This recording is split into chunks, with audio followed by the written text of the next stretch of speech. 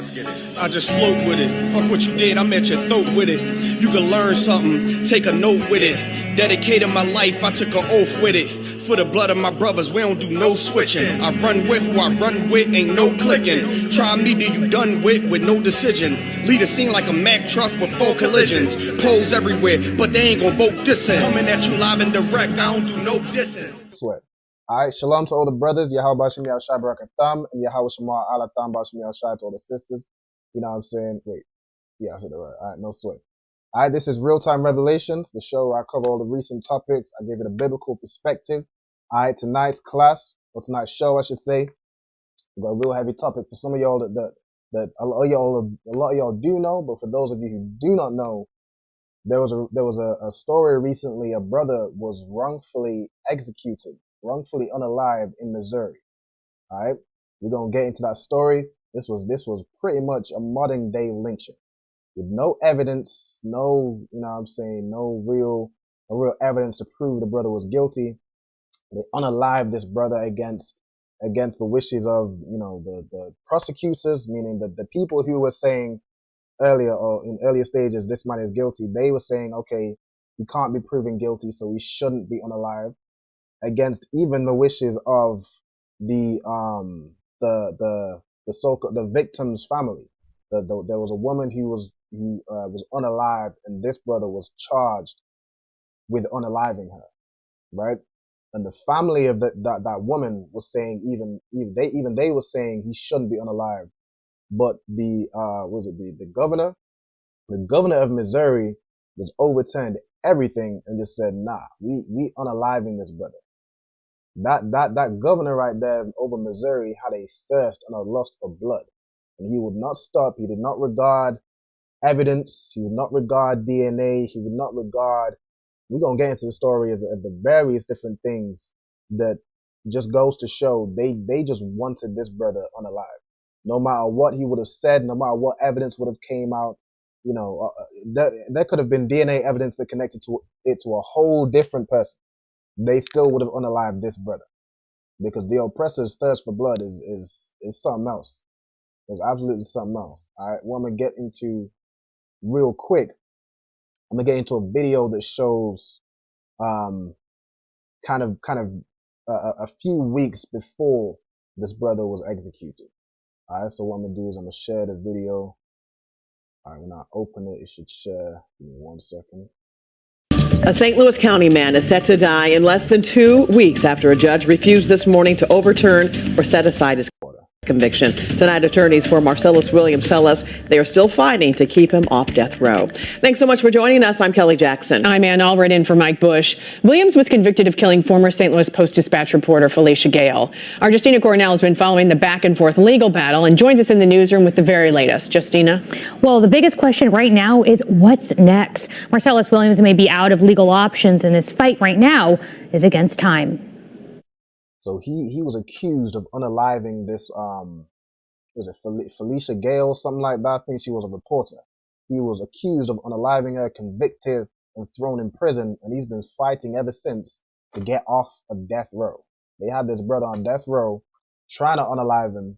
He's been fighting the case and trying to prove his innocence for 20 years, over 20 years. All right. And, you know, even though there's no evidence to prove that he's guilty, they still upholding the conviction that he was guilty, not the fact that he was guilty, not the, you know, proof that he was guilty, just the conviction that they said he was guilty, and so, you know, he's guilty. You know, you just deserve to be unalived. All right, we'll play on. Always a person of immense faith, and he, you know, holds to that. She's describing her friend Marcellus Williams. Michelle Smith is also the co-founder for Missourians to abolish the death penalty. She's been pushing for Williams' freedom.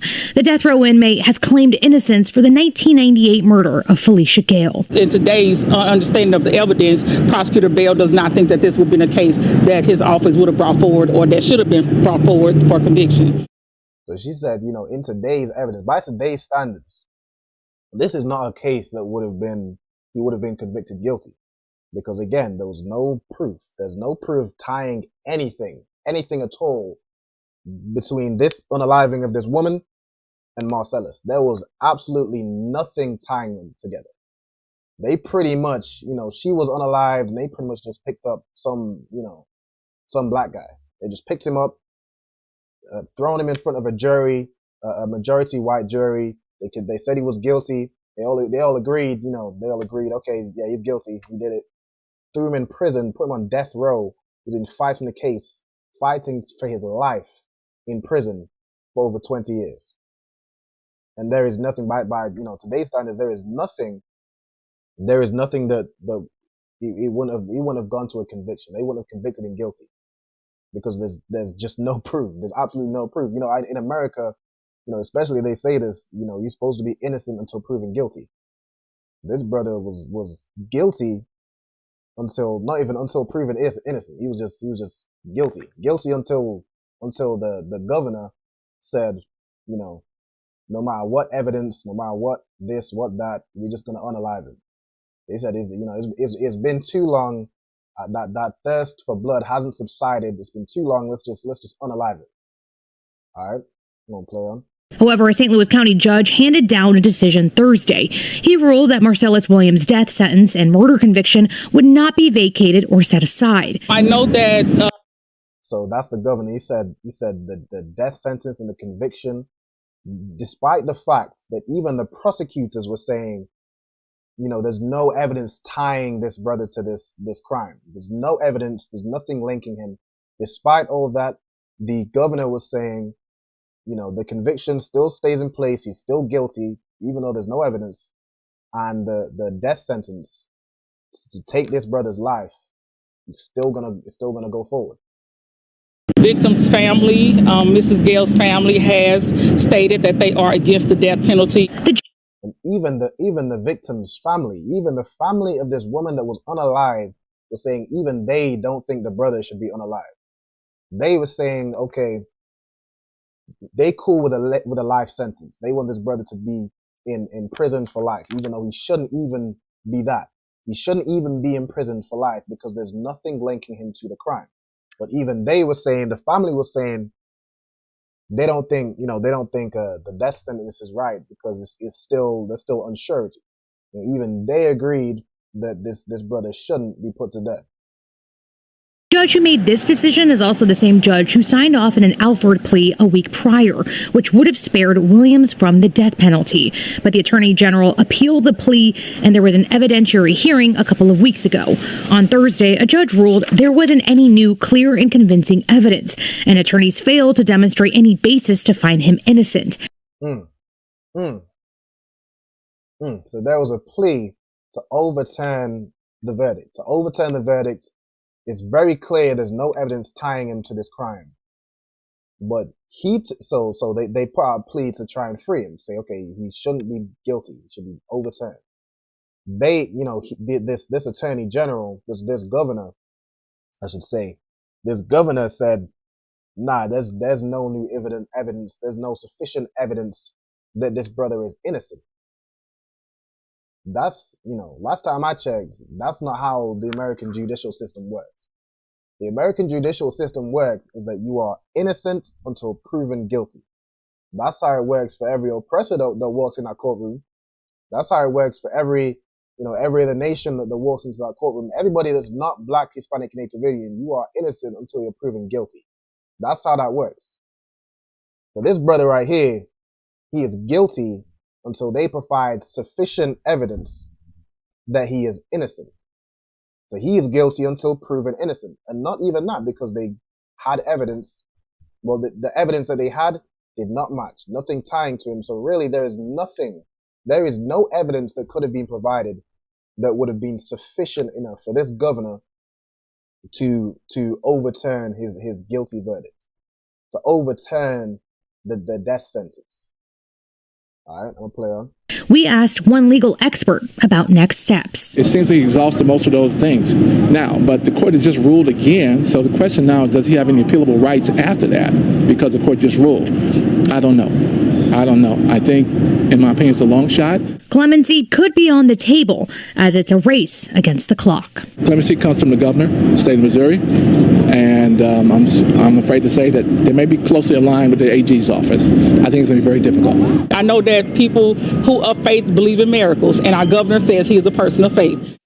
Williams' attorney said, Well, that governor say he a person of faith. Oh, he a person of faith. Oh, he believe in God, huh? He believe in God. Meanwhile, he absolutely denying this brother's innocence, even though there's nothing tying him to the crime. And he ready to unalive, but he's saying, he God fearing, he believe in God. All right, we'll see what God he believes in. they will continue pursuing every possible option to prevent his execution. St. Louis County Prosecutor Wesley Bell also sent a long statement, but said he will continue to work to prevent an execution as well. Now, we've reached out to the Attorney General's office for comment. He has not responded. So, the attorneys who are defending this brother, trying to prove his innocence, trying to get him off death row, they're saying they ain't gonna stop fighting. They reached out to the Attorney General, the one that's overturning everything and just wants this brother unalived. And, he ain't providing no comments. He's staying quiet behind his little cushy house and just unalive that N-word. I'm sick of hearing the name. I'm sick of seeing him. Just unalive him already. That's pretty much his whole what's the word? His whole view on the situation. Just he been in that jail for 20 years. Just unalive the brother already. But he ain't a brother to that oppressor. So he just saying just unalive that N-word already. Pretty much. That's exactly his spirit. In the video, this woman, the friend of Marcellus, was saying, what's the word? The governor was saying, oh, he God fearing. We're gonna see the God that he serves. All right, let me drop this video. I'm gonna share this scripture real quick. Zechariah chapter 11 and verse 5. All right. It says, so in verse 4, I'm gonna get it from verse 4. It says, feed the flock. No, thus saith the Lord my God. Feed the flock of the slaughter. And who is the flock of the slaughter? The flock of the slaughter is blacks, Hispanics, and Native Indians that have been wrongfully prosecuted, unalived during slavery and transit in slavery, unalived by the police on the streets, unalived by, the drugs and guns they pump in our neighborhoods. We are the flock of the slaughter. All right. And the Most High, our Father, says to feed the flock of the slaughter. That's why in ISUPK, we go and we teach and we feed and we clothe blacks, Hispanics, and Native Indians. We ain't worried about any other nation because every other nation, they are not the flock of the slaughter. They're not being unalived like we're being unalived. They're not being stuck in a cycle of poverty and kept down like we're being kept down. All right, but I'm going to read on. Whose possessors slay them. All right, so there are people, the flock of the slaughter, which we've already established is blacks, Hispanics, Native Indians. Our possessors slay us. We have a possessor, meaning from we was in slavery, they took the shackles and the chains off, but we were never free. We were never freed from our oppression. We was never given back our language, our history, our heritage. Was never given back our land. We are still in the land of our oppressors. We still in the Americas. We still in the Caribbean islands where we're enslaved. We now over here in the UK and Britain and England where, is their people that had us enslaved in the Caribbean. We're still just tributaries to them. When we pay tax, it goes to their economy. It goes to build their kingdom. We are still possessed by them and our possessors slay us. This governor right here, this governor had this brother in his possession and he chose to slay him and hold themselves not guilty. And they say, it's not a crime. It's a legal execution. It's a legal execution. But meanwhile, the brother's been proven innocent and you still put him to death. That is a murder. That's not an execution. That's a murder. That's a lynching. All right. And they hold themselves not guilty. He holding up his hands and saying, listen, back in 1990 something, he was convicted guilty. So just unalive him. That's pretty much his argument.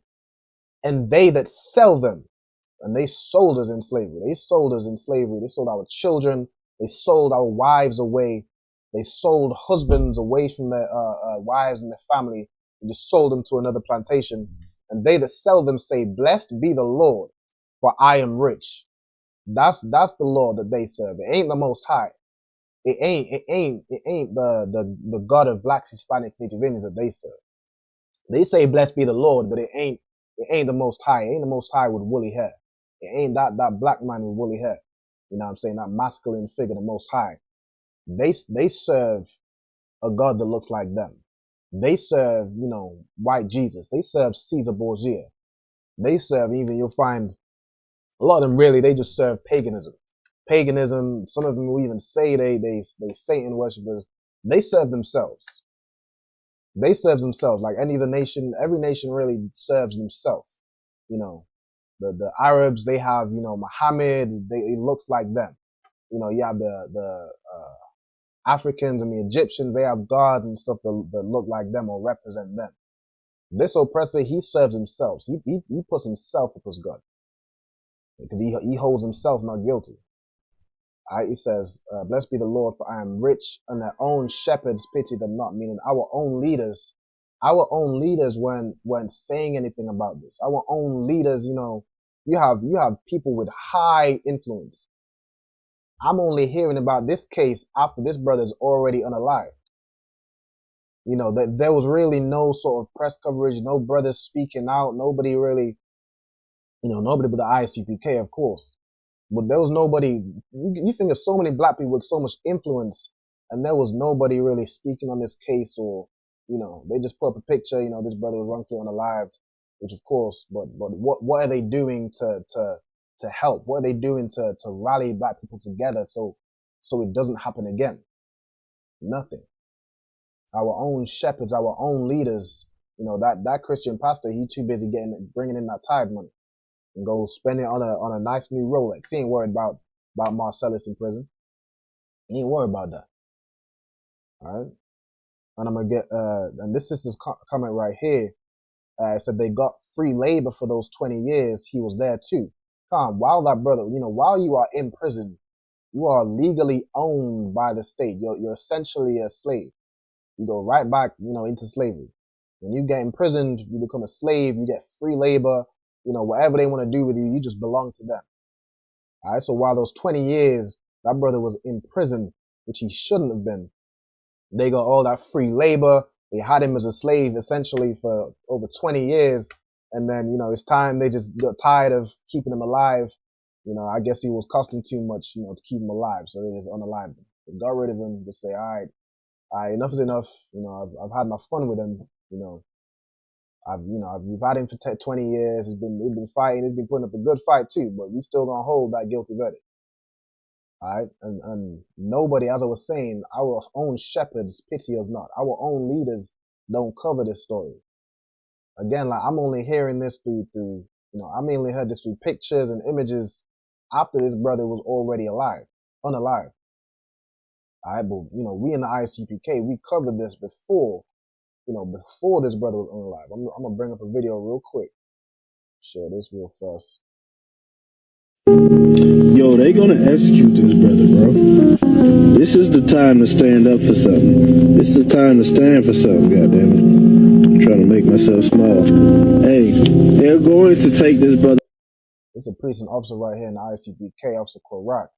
You know what I'm saying? He's saying, they're gonna unalive this brother. This brother is scheduled to be executed. We have to do something about this. How do I minimize it? Give me 1 second. There we go. I don't know about. Yo, they gonna execute this brother, bro. This is the time to stand up for something. This is the time to stand for something, goddammit. I'm trying to make myself small. Hey, they're going to take this brother's life and they found evidence that he's innocent. Kansas City is fucked up right now. This needs to be the most important news story. Fuck Diddy, man. This brother's life is more important than Diddy's life, man. And he said something important like that needed to be the most important story that everybody should have known about. Everybody worldwide should have known about this story before it was too late.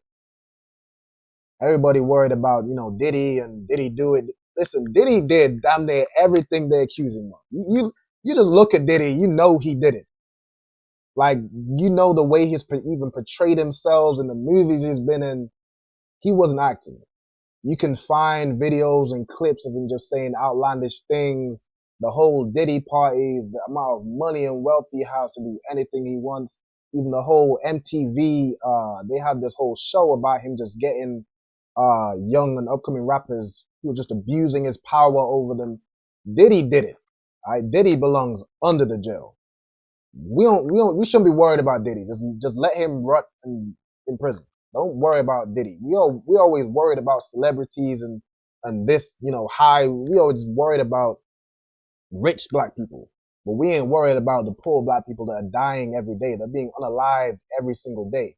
They're being wrongfully convicted and executed in Missouri. You know what I'm saying? Our attention is always focused elsewhere. It's always focused on, Beyonce and Diddy and whoever else. Whatever else story, Tory Lanez and Megan, whatever story it is that, the oppressor wants to push in our face, that's the story we're worried about. Meanwhile, nobody worried about, Marcellus Williams. Nobody was worried about it until it's too late. Then everybody's throwing up, RIPs.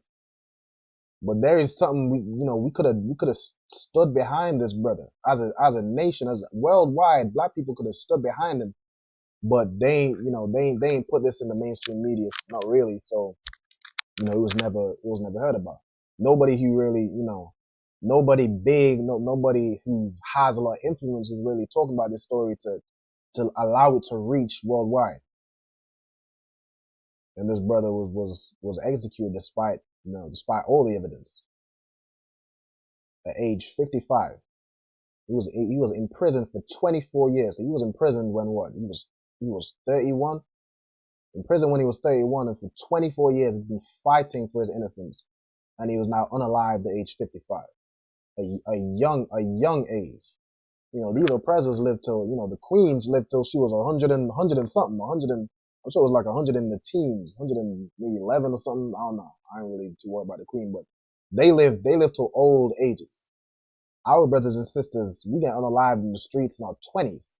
This brother unalived in his 50s is early, man. The brother had a whole life ahead of him. He had children. I don't even know if he's seeing his grandchildren. You know what I'm saying? We need to listen. We need to know about these sort of cases. We need to gather together as a nation. We need to gather together as a nation and serve our God, so that our God can protect us from all this wickedness. Any wickedness this oppressor tries to do, the Most High will protect us. But we need to gather together as a nation. Gather together in the ISUPK under one God. We need to be one body as a people. Like them East Indians, them Arabs, they one body. When anything happens to one of them, there's a whole riot in the streets. You see in, Palestine, them Arabs and East Indians, they wreaking havoc across the whole globe. Because they stand together. They one body. Them Chinese, they stand together. They talking about sub-Asian hate. They stand together. They one body. But black people, we in every religion, we under every oppressor, we so divided as a nation. This should be a wake-up call that we need to stop being divided. We need to stop being divided and gather together and focus on our issue. Because it literally means our life. If this brother can be unalived with evidence that he's innocent, what's to say you couldn't be unalived the same way? What's to say you couldn't be thrown in prison and just convicted guilty, and no matter how hard you fight, you still end up unalived? I'm gonna play on with this video. Diddy can go to hell. This brother don't need to be put to death if they've proven he's innocent. He needs to be saved. If the judge, if they're gonna absolutely lethally inject this brother, then understand your chances in life if you get caught up. He's innocent, and they want to kill him because he's a nigga, because he's black. That's facts. That's facts. Simply because of the fact that he is black. He was thrown in prison, convicted guilty. Now they unalive him even though he was proven innocent. All right, I'm gonna play. Let me see what else we got. We have one at a time. I'm gonna play. We got a video of the brother's son. The brother's son speaking to a interviewer about the situation. I'm gonna play this video real quick to see what this brother, talks about his father. How does hope apply to where you are right now in life? Like, I hope a miracle happens, you know what I'm saying? I hope it's, all I wish is to free my father from up under this enslavement and spare his life. What would you say to the Supreme Court if you had the opportunity to testify on behalf of your dad? I would try to make them see that this is a murder on their behalf, and this is wrong, And I believe my father is truly innocent, and they need to take a closer look. Have you allowed yourself to even get to Tuesday right now? Yeah, I already put it inside my body that I would be a witness to it, to the execution. This brother's saying, he was first asked. Let me see what his first asked like. How does hope apply to where? How does hope apply to where you are in life? His brother replies, he just hopes that a miracle happens.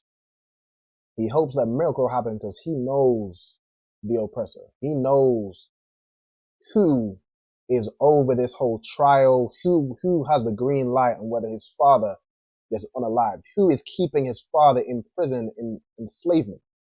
He knows who the oppressor is. And he knows that devil right there, he don't have no mercy. He has absolutely no mercy for blacks, Hispanics, Native Indians. So he's hoping for a miracle.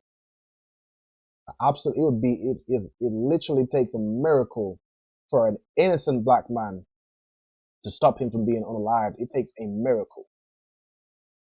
That's why you get unalived, in the streets every day.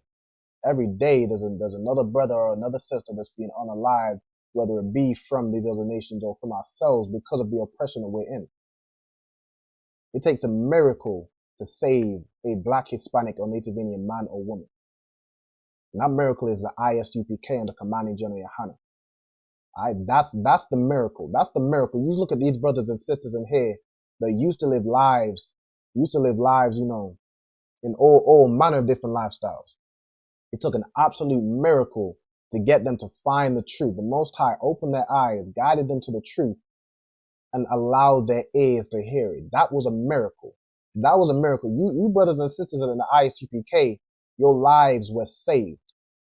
Your lives were saved in a way that unfortunately this brother's life wasn't saved. It took a miracle to get you in this truth. So I pray you appreciate, you brothers and sisters that are in the school. And if you're not in the school, you find the ISUPK closest to you. You find that miracle and hold on tight. Because without a miracle, we see what happens. We see what happens when there's no miracle. Listen, you find the ISUPK and you hold fast to this miracle that is in this earth and been in this earth since 1969. You hold fast and tight and strong to that miracle. You keep these law, statutes, commandments, and your father will protect you. All right, I'll play on. I hope it's, all I wish is to free my father from up under this enslavement and spare his life. What would you say to the Supreme Court if you had the opportunity to testify on behalf of your dad? I would try to make them see that this is a murder on their behalf, and this is wrong, And I believe my father is truly innocent, and they need to take a closer look. Have you allowed yourself to even get to Tuesday right now? Yeah, I already put it inside my body that I would be a witness to it, to the execution. I'm gonna stand there firm and show my dad he's not alone if this was it comes to, and I'm ready for it. My mindset, my spirit, strong. Like, I'm doing this for my dad. It's bigger than me. So for me to be there in that time, if it comes to that, it's like an honor where I'm gonna see him off. So if this is the way that he going out, we already made peace. Has he said that to you? That's an excellent son right there. That's an excellent son right there. He stood by his father through thick and thin. Through everything. He knows his father is innocent. And he's praying, he's fighting, he's standing by his father. In his last days, he was a witness to the execution. He saw his father go out to show him that his father wasn't alone. This world will make you feel like you are alone. It will make your children hate you. It will make your own wife hate you. Your parents, you know, it makes you feel like you are absolutely alone. But this son right here, you know, this son had brotherhood. He had brotherhood for his father. But even what you're saying, like, he had already put in his mind that, you know, this is very likely his father's going to be unalive, because he knows that devil. He knows the nature of his oppressor. He knows that he has no mercy. You that he's made peace? Multiple times. It's not even just making peace. It's like, this is a natural way of life. You're going to die. And that last part was rough. I don't know if y'all heard it. Let me play this again. Said that to you that he's made peace? Multiple times. It's not even just making peace. It's like, this is a natural way of life. You're going to die. He said, you know, it's not even about making peace. This is a natural way of life. Any other nation, they see this. This is not a natural way of life. This is an absolute injustice, and you know, the justice system is corrupt, and this, that, and the third. But to a Black, Hispanic, Native Indian man, this is just life. This is the natural way of life for Blacks, Hispanics, and Native Indians. We've been living this life since, you know, since we hopped in them cargo slave ships. We've been unalived wrongfully and for no reason. This is just a natural way of life for us. And he says, you're gonna die. You know, eventually you're gonna die. That's how we look at life. You know, life and death. Like, you know, well, I'm glad I at least made it to 55. I'm glad, you know, we get unalived so young, but this is just how it's been. We don't know anything else. We don't know what it looks like to actually receive justice. So this is just the natural way of life. This is just how things go. This is insane. I'm gonna get let me see. I'm gonna get scripture. Yeah, one more scripture on this. Let me see. Right here. Let me share this scripture for y'all. Deuteronomy 28 and verse 47. It reads, because thou servest not the Lord thy God with joyfulness and with gladness of heart and for the abundance of all things. Let me get into the chapter. So we at verse 47. Scroll down to 47. Alright, so because we didn't serve the Lord, therefore shalt thou serve thine enemies, which the Lord shall send against thee in hunger and in thirst and in nakedness and in want of all things. That's Blacks, Hispanics, Native Indians. This is the life that we've known. This right here, this for us is just being the natural way of things. There is no other nation that have been through what we have been through as a nation. And he shall put a yoke of iron upon thy neck until he have destroyed thee. He put that yoke of iron upon our neck. We were in shackle slavery. He put a yoke of iron upon our necks, around our feet, around our arms, until he destroyed us. Not until he freed us. Not until, you know, they emancipated the slaves and abolished slavery. Until they destroyed us. We right now, in Americas, in Britain, in the UK, all over the world, in Haiti, in Dominican Republic, and in all the Caribbean islands, in Cuba, you know what I'm saying? We are a destroyed people that don't know who they are, don't know who their God is, and don't know their history. The Lord shall bring a nation against thee from far, from the end of the earth, as swift as the eagle flieth. And that eagle represents America. You know that as much as I do. That eagle has always been their symbol. From the Roman Empire, that's always been their symbol, that eagle. Even the UK, you know, they have like a lot of it is a griffin, which is half lion, half eagle. That eagle has always been their symbol. You know what I'm saying? As swift as the eagle flieth, a nation whose tongue thou shalt not understand. We didn't understand, you know, English when we were born into slavery. We didn't understand French. We didn't understand, you know what I'm saying, Spanish and German and Dutch and languages we speak today. We spoke Hebrew. So this nation was strange to us. We didn't understand their language. They were a nation of fierce countenance, which shall not regard the person of the old, nor shew favor to the young. So they will unalive an innocent black man, whether you are old or young, whether you're male or female. Don't think your sisters love to call the cops on a brother. Don't think your sisters are escaping that either. They unalive and violate our sisters also. You have young girls being strip searched by the police unlawfully. I mean, I don't know if there's any way you can, the underage girls being strip searched by the police. I don't think there's any way that could be lawful. But our sisters are being oppressed just like the brothers. You know what I'm saying? He shows no favor to the young or the old. That's why this brother, 55 in prison, he's been fighting for 24 years. He don't receive no mercy. He receives absolutely no mercy. All right? Let me see where we are. I'm gonna play a few more videos. I think I've got 2 more videos to play. All right, this right here, I'm gonna play.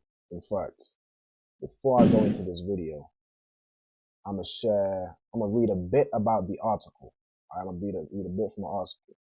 All right, so I go right here. Missouri execute Marcellus Williams despite prosecutors' push to overturn conviction.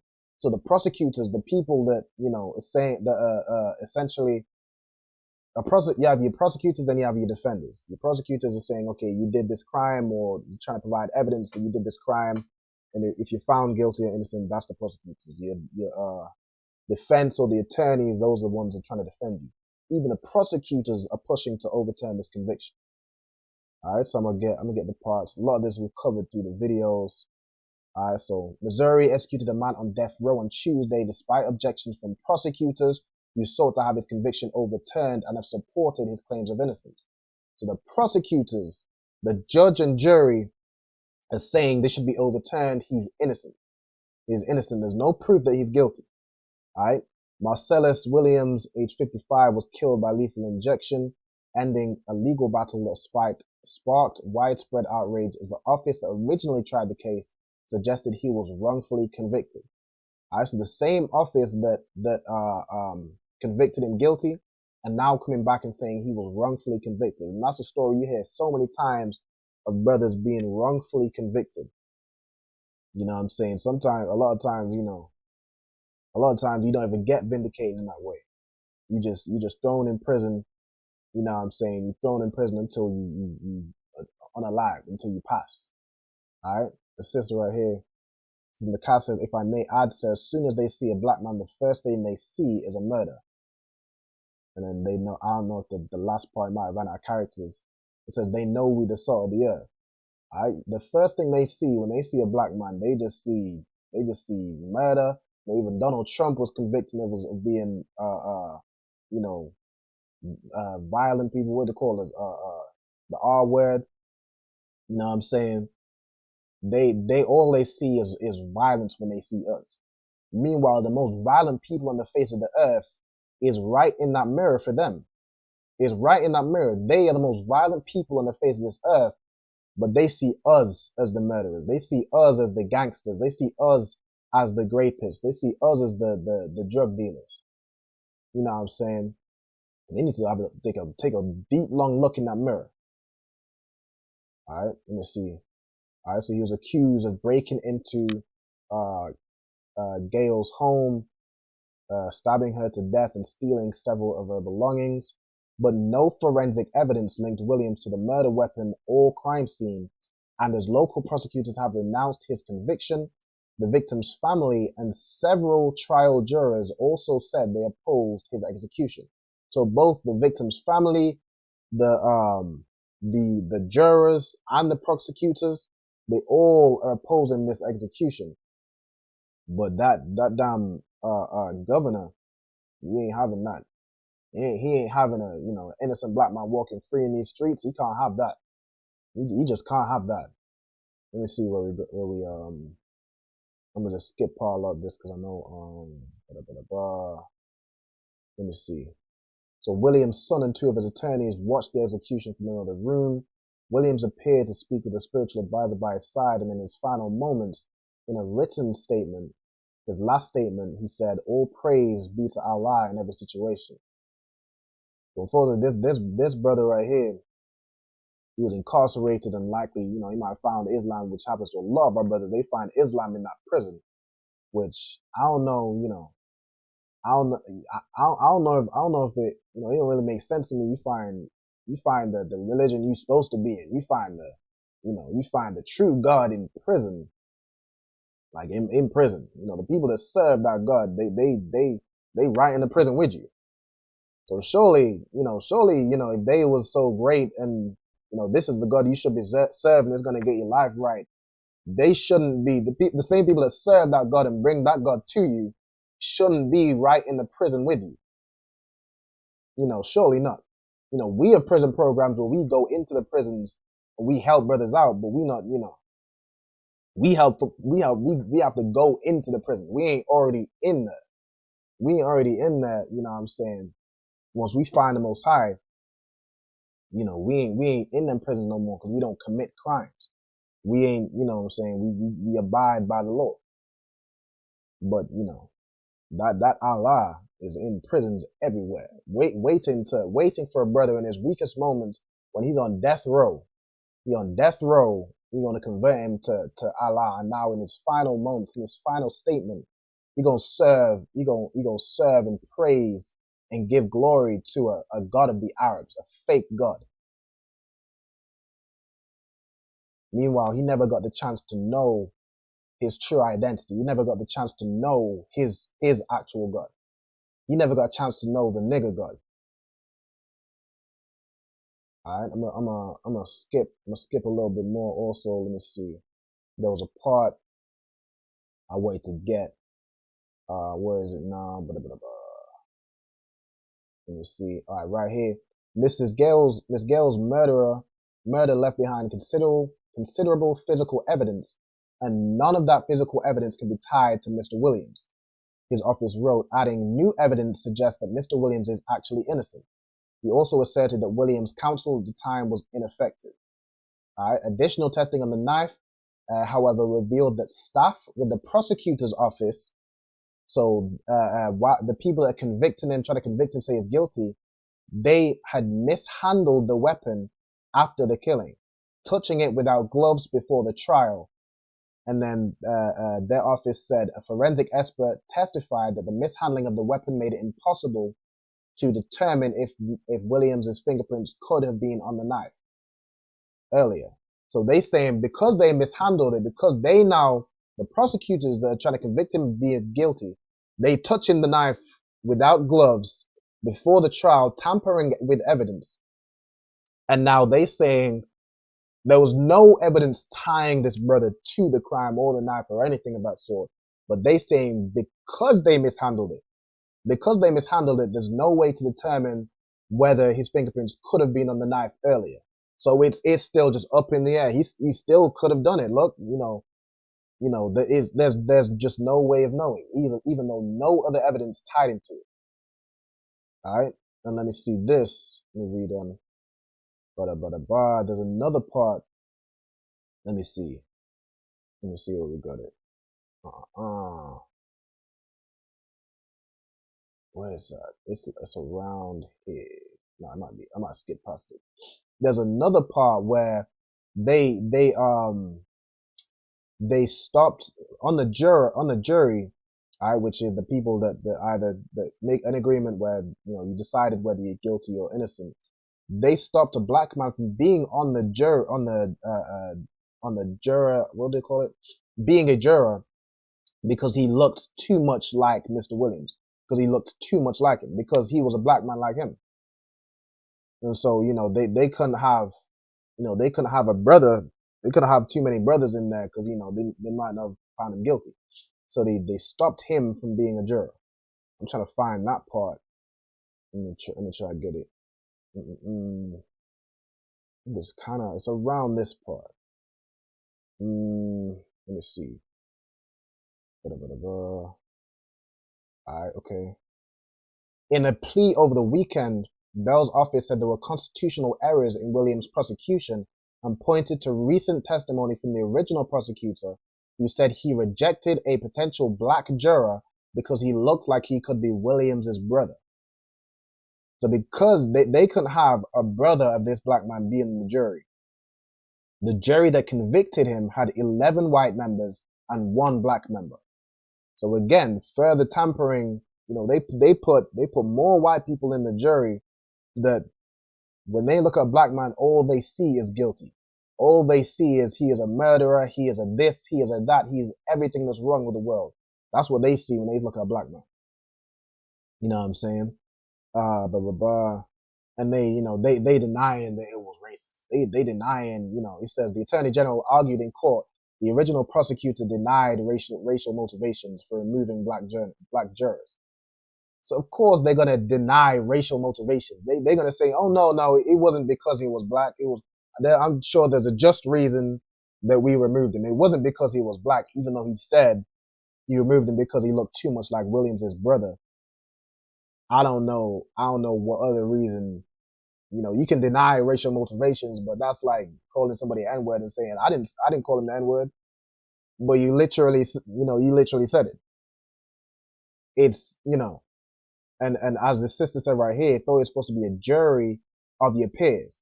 That's what they say. They say, you know, you're supposed to be, what's the word, like attested or whatever the verdict is supposed to be a jury of your peers.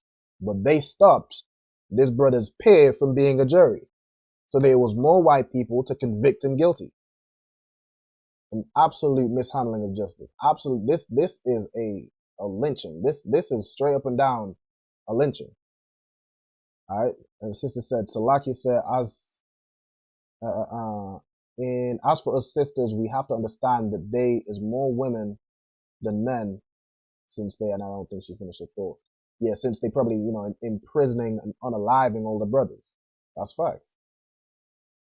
All right. And then also, let me see. Bailey's office also suggested that other evidence points to Williams' guilt, including testimony from a man who shared a cell with Williams and said that he confessed, even though throughout his whole trial has been, you know, claiming that he's innocent, and a testimony from a girlfriend who claims she saw stolen items in Williams' car. Okay, well, where is the evidence? Where is the actual evidence of these items? You telling me there's no evidence of these items? A man that shared a cell with him just said, "Oh yeah, sure, yeah, he confessed. Yeah, he confessed. Yeah, I heard him." And that's enough. That's enough proof. A girlfriend who said that she saw the stolen items, but there's no stolen items to be found. They didn't bring the stolen items in the, you know, there's no evidence. And then it says Williams' attorneys, however, contended that both of the witnesses were not reliable, saying they had been convicted of felonies. So that man that shared a cell with him, he was convicted of felonies and were motivated to testify by a 10,000 reward offer. So they paying people to tell lies on this brother so they can take his life. Insane. Absolutely insane. And let me see. We kind of real close on the time. I got 2 more videos on the share, but I might not have time for it. Let me drop 1 more video. It's going to be this one right here. It's going to be this one. All right. So we have an update this morning. While an innocent black man, you know, everybody's saying he's innocent, including the prosecutors. The prosecutors are saying he's innocent. It should be overturned. But the governor said, nah, we're going to unalive him. Meanwhile, that same governor gave a pardon to these oppressors. We're going to play this video. All right. On this couple you're about to see, remember them? The ones in St. Louis who were waving guns at peaceful protesters marching past their home last summer?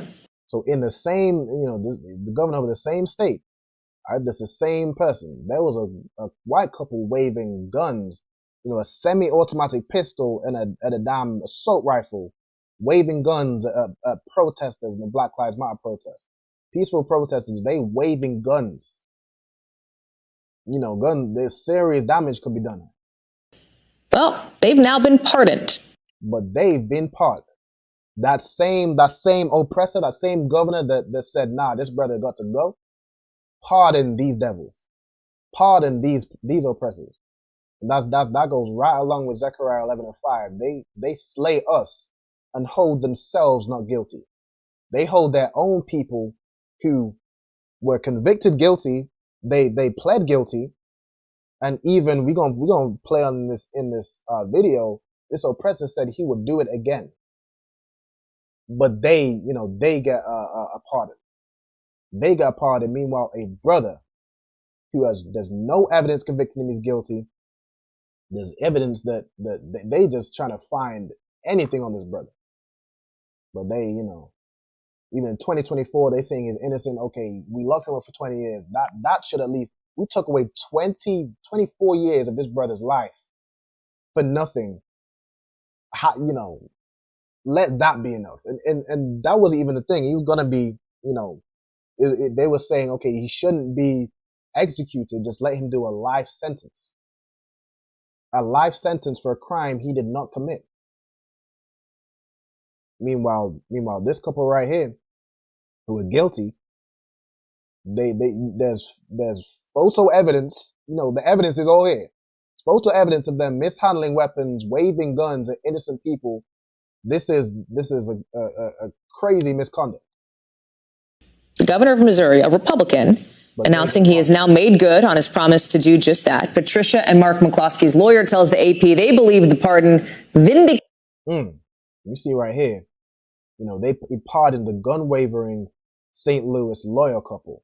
Said Mark McCloskey has publicly stated that if he were involved in the same situation, he would have done the exact same conduct. Good night. He pled guilty and said he would do the exact same thing, but this devil gets a pardon. This oppressor gets a pardon.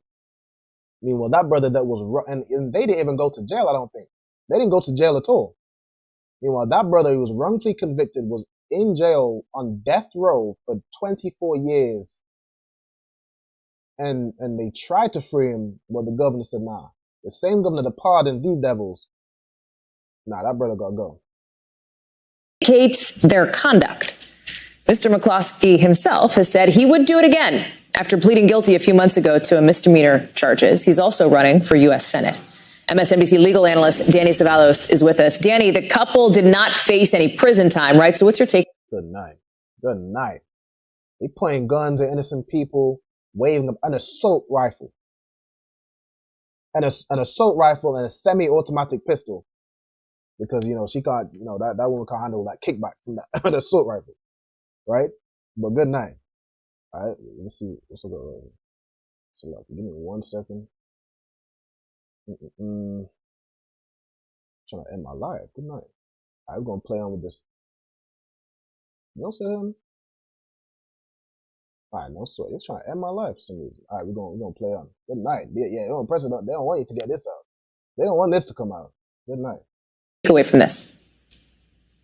It shows that the pardon power itself is something that is an inconsistent piece of American history, in that it gives the power to a governor or the president, whoever the executive is, to undo all the work of his own executive branch. In other words, prosecutors who fall within the executive branch. So the pardon power has always been controversial because it allows a governor or a president to wave his or her hand and just undo all the work of a prosecution that was premised on probable cause and proven beyond a reasonable doubt, either by guilty plea or a jury.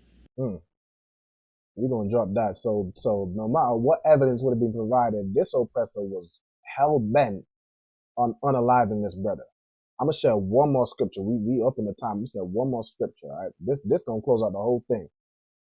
Revelations 13:10, it reads, "He that leadeth into captivity shall go into captivity." That oppressor that has had us enslaved and in his possession for over 400 years, one day he will be in our possession. He will go into captivity. He will serve us. He that killeth with the sword must be killed with the sword. They unaliving brothers left, right, and center. They unalived an innocent brother by lethal injection. He must be killed with the sword. Here is the patience and the faith of the saints. This is what we pray for.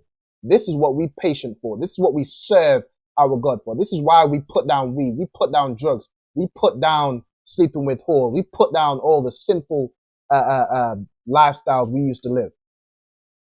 This is now what we serve our God for. This is justice. That brother Marcellus, he never received justice. Because the oppressor is the devil that the Bible speaks of. But when we serve our Father, we serve our God, this is the patience in our faith. We will receive this justice. This justice is prophesied in the Bible. All right. Let me see. I'm going to get these last comments. I'll read these real quick. But will determine that the same cellmate to be a discredited witness for your innocence. Will determine that same cellmate to be a discredited witness for you. I'm not sure what you mean by that.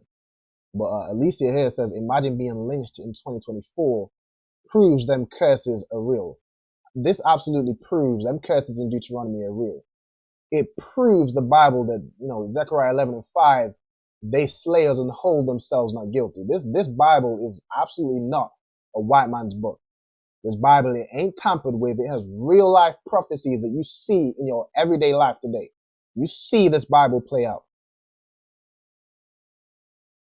This oppressor will have you believe in, it's his book because he used it to keep it in slavery. But this ain't his book. This is our records. This is our life that happens in this Bible right here. This is our forefathers. This is a record of our God. That's who we should serve. And with that, that's the show. All right. That's the show. All right. Make sure y'all tune in for the scripture breakdown class tonight from 7 till 9 on the ISUPK pages, the YouTube and the Facebook's ISUPK UK. Make sure y'all tune in. This scripture breakdown class will be taught by Captain Karathia. You know what I'm saying? I'm about to jump on there right now. All right. And with that, I say shalom to all my brothers and sisters. All right. Shalom. Yahweh B'Shem Yahushua Barak and Thumb. And Yahweh Shema Alatan B'Shem Yahushua. All right. Shalom. Let's get it. I just float with it. Fuck what you did, I'm at your throat with it. You can learn something, take a note with it. Dedicated my life, I took an oath with it. For the blood of my brothers, we don't do no switching. I run with who I run with, ain't no clicking. Try me, do you done with no decision. Lead a scene like a Mack truck with 4 collisions. Poles everywhere, but they ain't gon' vote dissing. Coming at you live and direct, I don't do no dissing.